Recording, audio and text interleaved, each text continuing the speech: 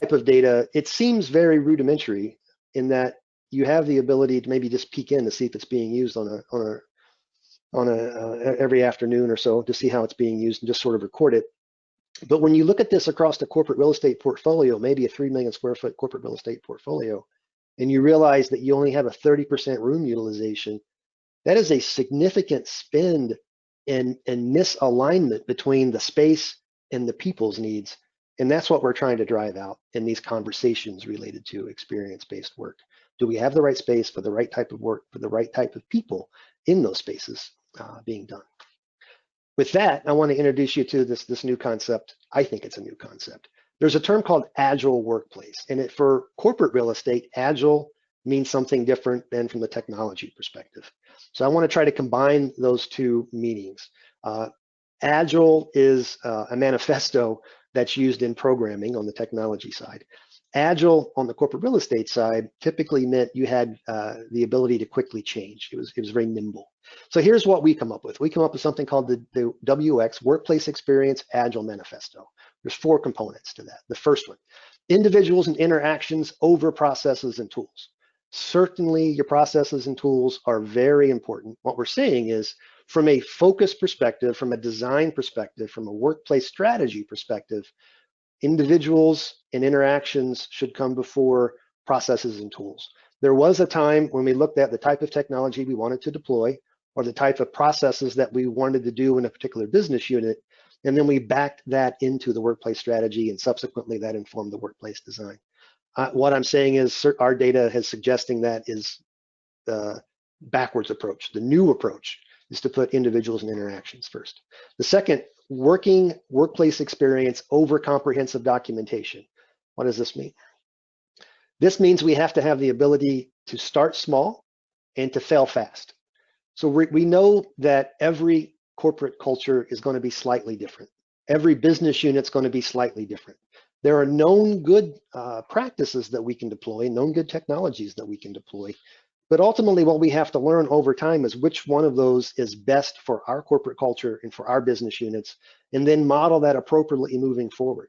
So don't necessarily spend a lot of time focusing on the perfect plan with the perfect set of documents.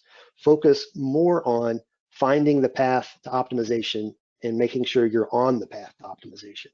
The third rule, occupant collaboration over policy negotiation. We shouldn't, our data suggests, whatever precursor you want to put there, should not be in a situation where we're forcing our occupants to do stuff, whatever those things are.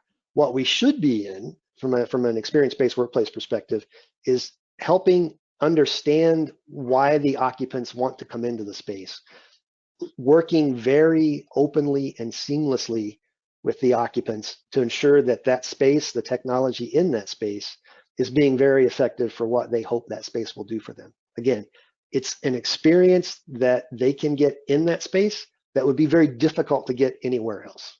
Certainly not impossible, just difficult to get anywhere else. And that's key, making sure that we're not trying to policy enforce our way back into something that we've done in the past, because it feels good. We know what we've done in the past. And last, the fourth piece, responding to change over following a plan. We absolutely have to have a plan. We have to know where we're going. We have to know what our long-term strategy is. We have to know if we're divesting, what our divestiture plan is for corporate real estate. All of that is true. However, because we're in this state of very rapid innovation and very rapid change, we should put responding to change before following a plan. The plans that we have, very important. Again, knowing the destination for our trip and where we're going is very important, but we have to be very, very flexible, agile, if you will, very agile in making sure that we're constantly readjusting and adapting for what optimized looks like in our regions for the business units, because all of that will change. The next that I want to get into, the next big trend I want to get into is autonomous workplace. Autonomous workplace is ultimately a workplace that is very data-driven.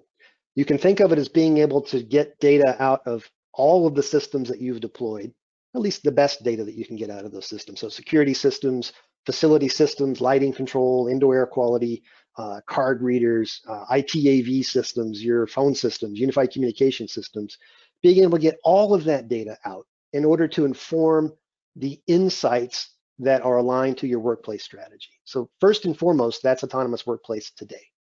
Where will that go moving forward? That data will help inform what technology can do to support health and well-being in that space. So is your areas of refuge being used? Are they working well? Maybe you have areas where you're doing circadian rhythm lighting with some biophilic design. Is that space being used? Now we can take that one step further as well. And this is sort of the automation part. Once we've gotten the data and it's informing us with correct insights and we're making tweaks to our strategy and our implementations and we're heading down the road of optimization, I now have very good data to figure out if system A and system B were able to talk to each other through some sort of an intelligent automation. It would take the burden off of my occupants in some way. It would make that space much easier to use, and people will be much more willing to come in and use that space. Now, I don't want to berate this, but we all know it.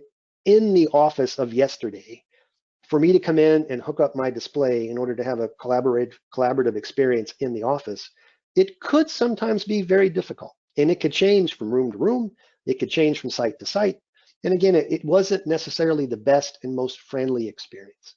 When I think about working from home, if you have some of the same equipment, like maybe you have a Samsung phone and a Samsung TV, it is seamless to be able to present with yourself and your dogs at home.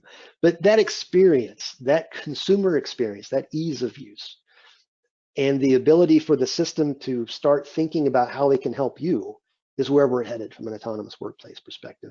Again, the key to this is we have to have the data, the insights today, the insights that we can drive from that data move us towards a fully optimized, experience-based workplace. And then later, what we'll find is the ability to integrate those systems to make that